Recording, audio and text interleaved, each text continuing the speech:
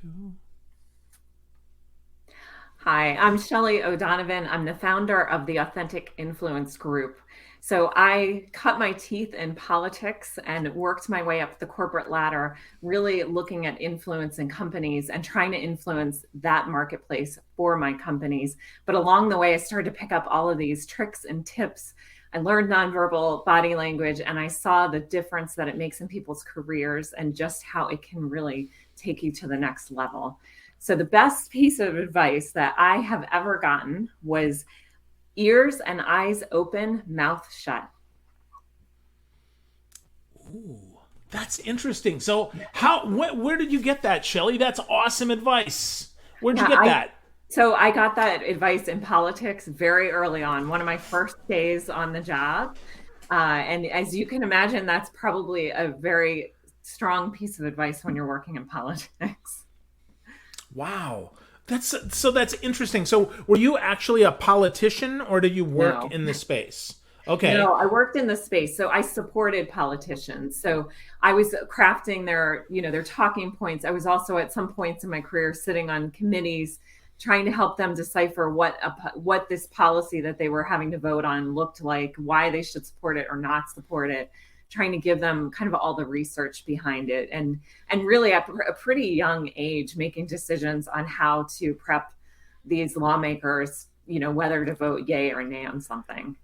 Oh my goodness. And so you had to listen more than you talk there, which is really interesting, right? Because influence, often people think we have to be loud and obnoxious Yeah, and like, listen to me. And it's like, I exactly. don't know. So, No. so what did you find that, that others followed that? Or did many like say, no, no, no, I've got to be the best? How did that work? Yeah, so there's folks on both sides of that coin, right? So there's lots of folks who think like I'm just going to be out here talking and people are going to listen, but usually what happens when you approach things that way is you lose people. And so it's really interesting that it's the backdoor approaches to influence that seem to really open the doors and seem to really help you move and kind of move up either in politics or move up channels in a company. Wow. Okay. Okay, so that's interesting, and that's kind of maybe different than what a lot of us have been taught. So give me a good listening example. How do we listen to influence? Yeah, so one of the basic things that I will tell you is to start by actually listening. So we get so caught up in what we're going to say next. Like when I have a conversation with you, instead of really listening to what you're saying. And so if I just take the time to actually zone in and really listen to you, then I'm going to, I can take a couple minutes here or there to really think about what you said and then respond. And that's going to make the biggest difference in how people approach you. Wow.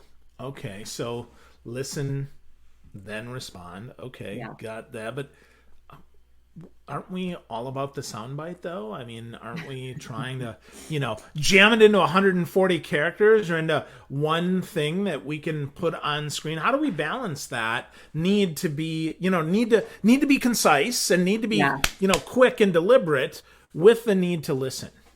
Yeah. So, and you're right about that. And the one thing I say all the time is how you package your communication matters. So, even in the corporate world, people always say, oh, that person just took my idea. Well, they may have, but they probably took your idea and repackaged it in a way that others understood better. And that's why they're getting more traction with it. And so it comes down to kind of how you communicate, how you package those ideas, how you pull them together. Okay. So is there a formula for that? Is there something that you teach that helps us understand better how we can package our ideas in a more meaningful, influential way? So it depends a little bit on the situation, but the first thing is just not overthinking it, right? Making it very simple. And when you approach someone, really thinking about what they need to know about you or about the situation instead of just trying to kind of dump all the information that you know. Because it's so easy. We just want to like brain dump on someone and tell them like everything and all that we know about a topic, right? Instead of like just telling them what they need to know in the moment. Okay. So, yeah, so less is more in Yes. many cases, right? Less is more. Wow.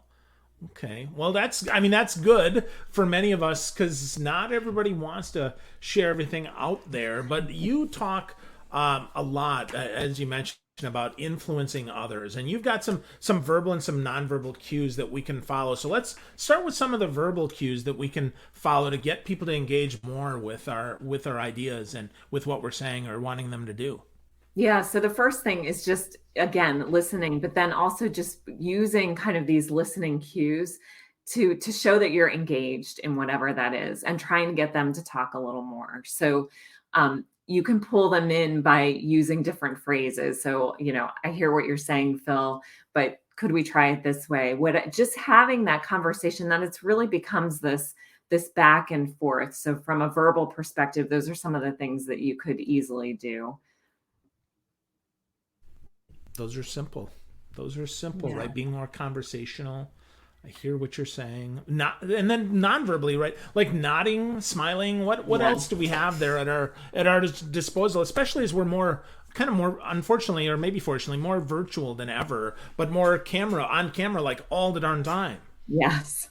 So camera is tough, right? And the first thing is just looking into the camera when you can, really seeing the person on the other side of the screen. I know in a Zoom meeting that's challenging because you might have like 40 boxes of other people, right? But if you're actually presenting or you're the one talking, you want to be looking into the camera when you're doing that. You also want to be showing your hands. So hands are trust signals. So if I don't see your hands and we're having conversation, there's a part of me that feels like there's something just not right here. And it comes back to kind of when we were cavemen and, we're walking down the dirt path and I see Phil and I'm just like, does Phil have a weapon or not? And so I need to see your hands, right? And if I can see your hands, then I know you don't have a weapon. And even though I know that in today's world, hopefully we're not having to look for that. But I still need to know if you and I are going to be friends. And so subconsciously, my mind is still looking for that. Can I see your hands? Are they moving? And it also punctuates everything that you do, right? When you talk and you speak. And it gives us a much more open connection as well. Yeah, well, I always practice my karate on these interviews. That's usually helpful, right? And no, I'm just kidding, but I totally agree with you on that. And it's interesting because I've watched people that are very articulate, but if they don't show me their hands, it's almost like they're just like a floating head, like, Yes. "Woo, where are we going here?" And it's so interesting that you say that. So yeah, caveman. Yeah, no stick here. I'm not going to beat you with a Okay. club. So that's good. So what about understanding some of those facial expressions? I mean, do we read too much into that or not enough into that? And what are some ones that we need to maybe be aware of that we're doing without even thinking about it? Yeah. So body language is really interesting, especially facial expressions. And the reason is because we leak so much information from our faces. And so if you can start to really read people, then you can pick up things. So I can certainly pick up if you're happy, if you're really happy and smiling.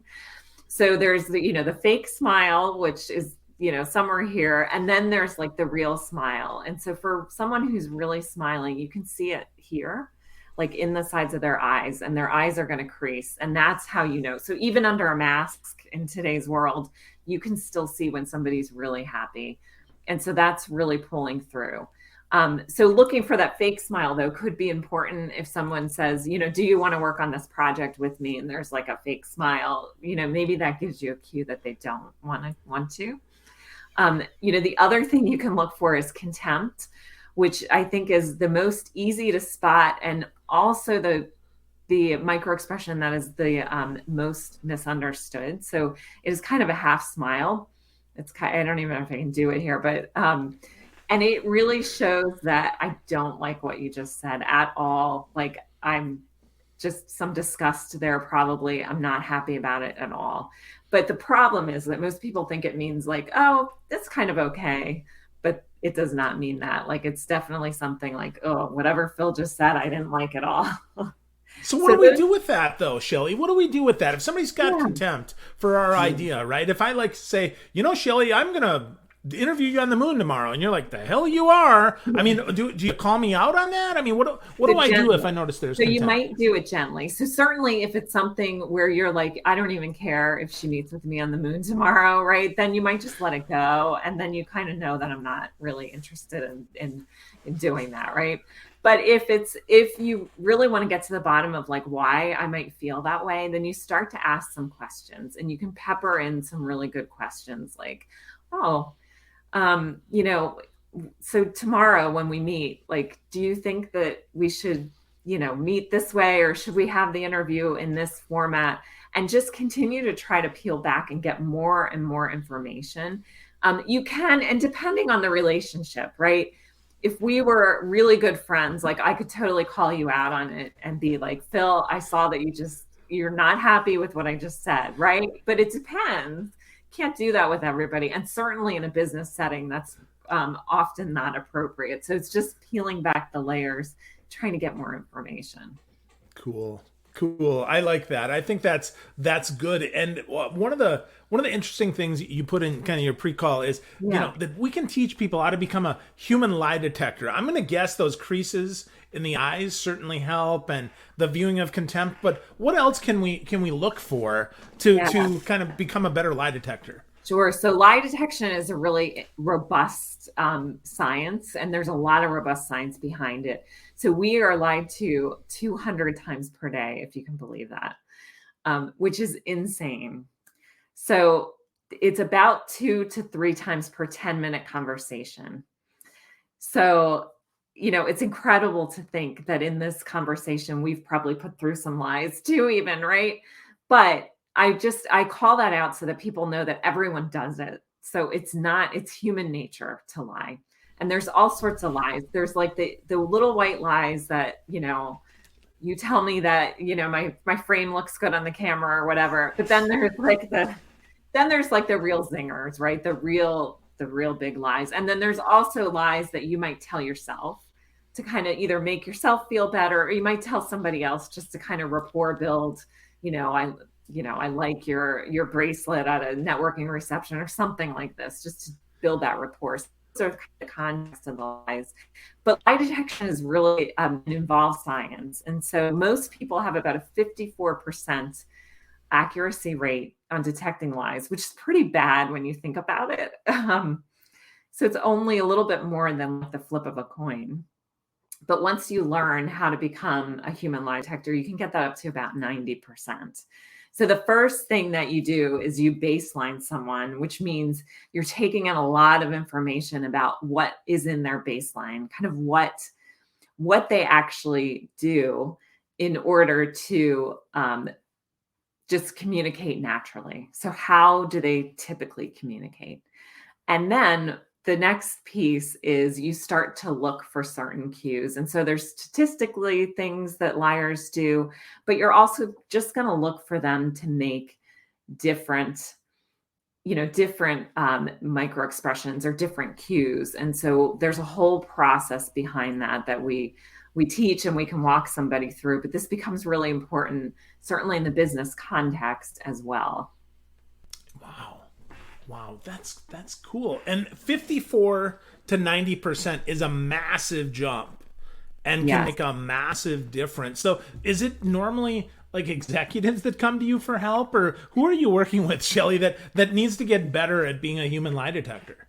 Yeah, so I do work with executives, and we do a little bit of lie detection. We do a whole lot of other stuff wrapped around body language and just visibility in the workplace, influence building, and all that stuff. But usually they want like a little piece of the lie detection. So it is executives. I mostly work in the healthcare industry, so a lot of healthcare execs, and they just want to increase their influence. And part of that is that lie detection phase. But I tell people just to be careful with it, because once you know it, you sometimes can't turn it off. And so you occasionally will not even be thinking about trying to figure out if somebody's lying, and you catch it and you're like, oh, I wish I didn't see that. Like, That's so funny. yeah, I can imagine that's the case, right? I'm sitting maybe at church or in yeah, class or something, and I'm like, Yep, they're lying. Yeah, Exactly. that sucks. So that's so funny. So your company is called Authentic Influence. I mean, not to be banal, but like, what's the Yeah. difference? Authentic versus inauthentic influence. What's the difference there? Yeah. So I really try to help people uncover who they are essentially, and you use all these tricks and tips, whether it's nonverbal language, whether it's um, visibility in the workplace, to help them to still be who they are at the core and still be influential. Because Phil, you're going to influence a very different way than I am, and that's okay. And it's only really going to work really well if we figure out exactly what that is for you, right? If you try to influence the same way I do, it probably isn't going to work, and it's going to be challenging for you, and you're going to be stressed out and you're going to be frustrated, and it's just not going to work. So what I do is I try to work with them to really uncover the things that work for them, what they're comfortable with, and just try to take them up to the next level. Cool. So is influence measurable? I mean, how do we know that we're Yeah. becoming more influential? So there are a number of ways, like certainly you can start to see it because you see that people react to you a little bit differently than they did. Those are like some of the early cues, but usually when I work with folks, the biggest cue is usually that they make a move in their career. So they're stuck at like manager, director level. They can't get to the next level. And 6 months go by and eventually like they do it. They move up to that next level. Wow. Okay. So I find out how I influence. Then I guess I learn how to influence, Right. meaning that, right, and then I actually do it. So give me some insight here into that. Kind of unpacking who how I influence or how someone would influence with that. Yeah. So the first thing I often do work with my clients on is just personality. Like, who is Phil, right? And I don't dive so deep into like MTBI or anything like that. But what I really just zone in is on like the big five factors. And so we try to figure out exactly who Phil is and then what he's comfortable with. And a lot of times I'm running bigger programs within companies. So I have like 10 or so individuals and we go in companies and work with them. And so there's a lot of sharing and there's a lot of information that comes out about like the company culture. And so how does Phil's personality fit in with that particular corporate culture? And so that gives a lot of information about how to help you move up. And then there's a lot of, body language that's layered in there, a lot of just visibility, like how to be more visible in the workplace, what things to look for. Going back to my piece of advice in the very beginning, one of the biggest things is just to kind of keep an eye out of what's happening around you, but not necessarily be the one to kind of be circulating information. But there's a lot of good sources for information that you can kind of find out, like what's happening in your company and why things are happening, what projects are there, who's getting on certain projects, why they're getting on certain projects. And you can position yourself to be in that lane and kind of get in that direction, in that flow, so that you can move up to the next level. That's encouraging that we can learn that and use that to Yeah. move up. Is there a difference between men and women, or older, younger, or people of color? I mean, what give me some of the differences Yeah. or the So similarities maybe. Yeah, and it depends a little bit sometimes on the corporate culture as well. So certain corporate cultures have, different folks in higher levels, and so really trying to help individuals who aren't in those high levels to get up there, but also to see what patterns are there and see how we can overcome some of the patterns that might be holding them back, and move them forward. But just in terms of body language, I mean, women tend to not always be as open and kind of as big in their bodies, like because as children, women are kind of taught to close in often. So just helping them to release that. But I have also worked with men on the flip side who were very, very tall in stature, and we've kind of closed them in a little bit more because it becomes too intimidating for the people around them. And so that can be a problem as well. So really looking at kind of how you are coming across in that space and what makes sense for you and how we can kind of tweak that to make it better. Great. So is versatility something that we can learn? I mean, you talked about, some men are bigger, and I would, Yes. argue typically I'm pretty big personality wise, which I know, I know that I have to tune that in. So how does versatility play into that, Shelly? Yeah, I mean, it's really important. And it's also really important to think about context. So, you said you're a big personality. There may be rooms where that is really called for, and you've got to really bring it out like big time, right? Probably when you're speaking Yep. and that's important. But there might be other places where you pull it back. And the same is true for body language. So, if you're a CEO and you're going up to give a talk on a stage, like that may be one place you want to be big, and you might want to be making big gestures because you got people, aisles and aisles back. But on the flip side, if you're trying to go in and just have a conversation with a small team of your employees, you might want to tone that down a bit. I was working with one client, and he told me, he's like, yeah, when we interview people, he's like, I come in, I put them on the other side of the table, and I kind of put my arms out. And he's like, and I do this thing called the cowboy cross. And I can't really show you here, but essentially you're putting like your ankle on your knee, and you're kind of open. Your one leg is kind of open. And it's a very aggressive American, initially American gesture. And it can be really intimidating for the person on the other end. And he was, he's struggling. He was like, oh, nobody wants to work for me. And I'm like, you are it's super aggressive. Like, you need to tone that down. And he started to tone that down, and we worked on ways to do that, and things, resolved a bit. So that kind of stuff is really important. And it's not stuff we're taught ever. Like, Yeah. nobody thinks about it. We're not taught it. Like, we're taught how to go in and have an interview for a company, and we're taught what to say, but we're not taught like how to say it. And it's so important. Yeah. Well, yeah, context is the biggest thing that I find is often missing, because people Yes. think a one size fits all. Like, I'm Mhm. always big and look at me. Yeah. And it's like, I will tell you that 20 years ago when I started, thinking about it, I knew that at times I would come off as too big, especially my team meetings. I only had 8 people on my team.